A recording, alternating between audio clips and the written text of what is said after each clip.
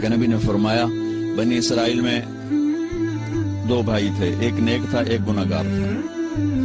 تو نیک کہتا تو بہت گندا ہے، وہ کہتا یار مجھے اللہ پہ چھوڑ. وہ روز اس کو تو بڑا گندا ہے، وہ کہتا یار مجھے اللہ پہ چھوڑ. تو ایک دن کہنے لگا تیری بخشش نہیں ہو سکتی اللہ کی قسم اٹھا لی. وہ دونوں مر گئے. تو اللہ نے اس عابد سے کہا تو نے اتنی بڑی قسم کیوں اٹھائی کہ اس کی بخشش نہیں ہو سکتی؟ تو ٹھیکیدار چل بے تو جا جنت میں. اگر تو نے میری رحمت کو پابند کیوں کیا؟ اس کو ڈالو جہنم.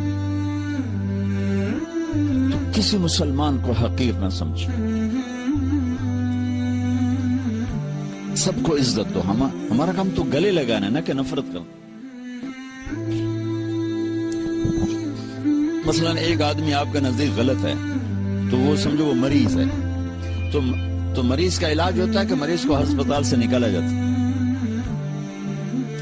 تو بھائیو میں آپ کی منت کرتا ہوں کہ یہاں آپ امت بن کے رہو، مسلم بن کے رہو.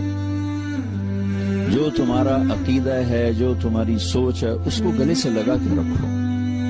دوسروں کو احترام دو، عزت دو، سب کو اپنا سمجھو. سارے ہم نے تو غیروں کو اپنا بنانا تھا، ہم نے اپنوں کو غیر بنا تھا. تو کتنی بڑی ظلم و زیادتی کی بات.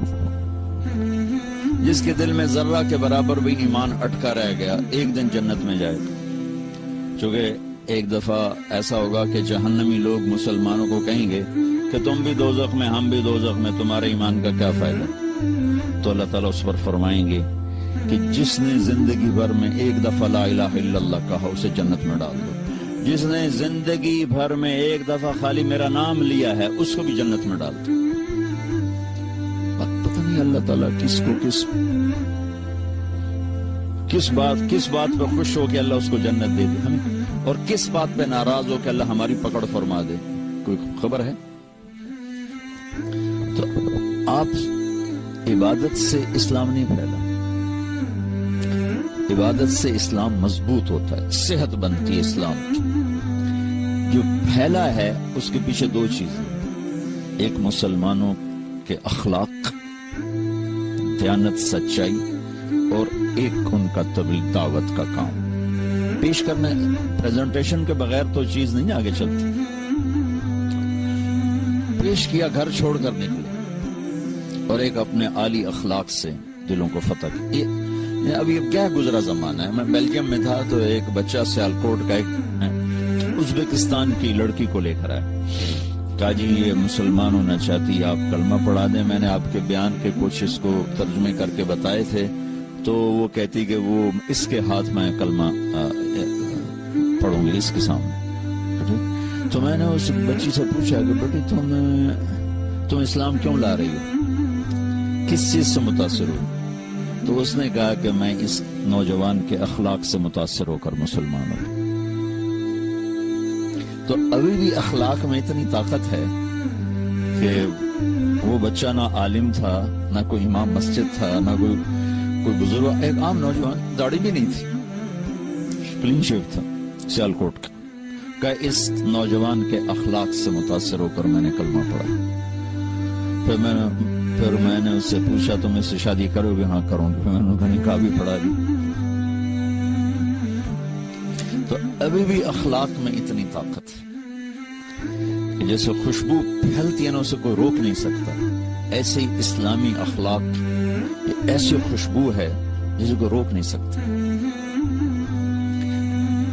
ایک حدیث میں آتا ہے کہ ایک آدمی کا ترازو سٹیبل نہیں ہوگا، کبھی ایسے کبھی ایسے، کبھی ایسے کبھی ایسے. تو وہ نیکی یوں ہو جائے یا گناہ یوں ہو جائے، ایسے نہیں ہو رہا، وہ ایسے ایسے ہو رہا ہے. تو اس پر اتنی ہیبت طاری ہوگی کیونکہ آگے یا جہنم یا جنت.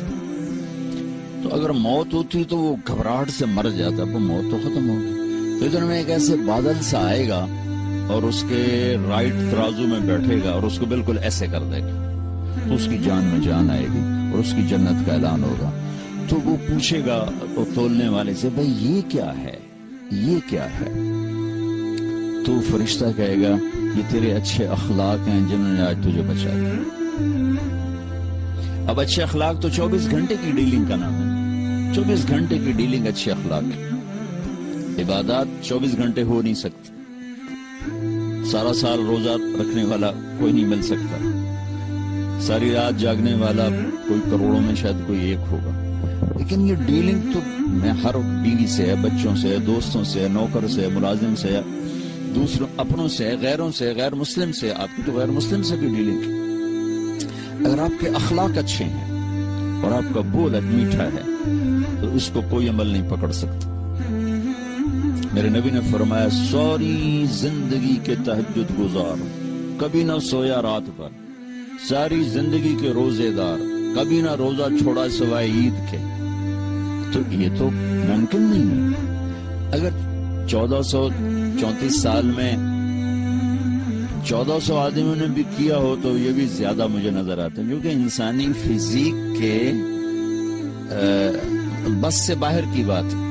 کوئی بہت اللہ کے خاص نیک بندوں نے ایسا کیا ہو تو وہ ہو سکتا ہے ضرور کیا ہوگا، لیکن ایک آدمی اپنے اخلاق اچھے کر لے تو اللہ کے نبی کا فرمان ہے یہ اچھے اخلاق والا اس کے برابر آ کے کھڑا ہو جائے گا، کھاتے پیتے سوتے جاگتے اس کے برابر آ کے کھڑا ہو جائے گا، کہ اچھے اخلاق کے ذریعے سے سعید انور اور یوسف یہ جو ہمارا محمد یوسف کرکٹر تھا نا، جب سعید انور تبلیغ میں لگا تو پھر اس کو فکر چڑھا یوسف یوحنا کا، پہلے تو تھا کوئی، ایک جگہ یوسف بیان کر رہا تھا، میں بھی بیٹھا تھا، کہنے لگا میں حیران ہوں، میں 10 سال ان کے ساتھ میں نے کرکٹ کھیلی، کسی نے مجھے اسلام کی دعوت نہیں تھی، اتنے یہ اپنے کام سے دور ہو گئے، اپنے منصب سے دور ہو گئے کہ 10 سال میں ان کے ساتھ رہا، کسی نے مجھے آدھے زبان سے بھی نہیں کہا کہ یار کلمہ پڑھ لیں۔ یہ تو سعید انور تبلیغ میں لگا تو اس کو فکر چڑھا، وہ پھر اس کو لے کر میرے بیانوں میں لاتا رہا، چھپا کے لاتا تھا، چھپا کے، یعنی میں یوں بیٹھا ہوں، مجمع یوں بیٹھا ہوں تو اس کو بیک ڈور سے لاتا تھا اور ایسے صوفوں کو پیچھے بٹھا دیتا تھا، یہ اس کے ساتھ کرتے کرتے کرتے کرتے آخر اللہ نے اس کے دل میں ایمان ڈال دیا اور مسلمان ہو گیا۔ تو پھر اس نے کہا کہ میں بھی ظاہر نہیں کر سکتا، میں چاہتا ہوں میری بیوی بھی کلمہ پڑھ لے پھر ظاہر کروں، میں ٹھیک ہے۔ تو 3 سال بعد اس کی بیوی نے بھی پڑھ لی، تو یہ دونوں میرے پاس آئے، کہنے لگے ہماری طاقت لگ گئی ہے کرکٹ پر، تو جنت کا شارٹ کٹ بتاؤ، شارٹ کٹ۔ میں نے کہا اللہ کے نبی کا فرمان ہے کہ 3 کام جو کر لے گا نا، جنت الفردوس کی چابی مجھ سے لے لے، جنت الفردوس کی چابی ایک توڑنے والے سے جوڑے، ایک حق سے محروم کرنے والے کو اس کا حق دے، اور ایک زیادتی کرنے والے کو معاف کر دے، اور جنت الفردوس کی چابی لے لے۔ کہنے لگے تھا اوکھے کام میں کوئی سوکھے داس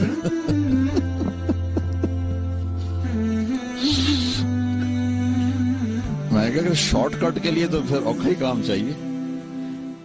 اسلام کا مشکل ترین سبق اچھے اخلاق، اور خوبصورت ترین سبق اچھے اخلاق۔ ہر چیز کی ایک میک اپ ہوتا ہے جس سے وہ چیز خوبصورت ہو جاتی ہے۔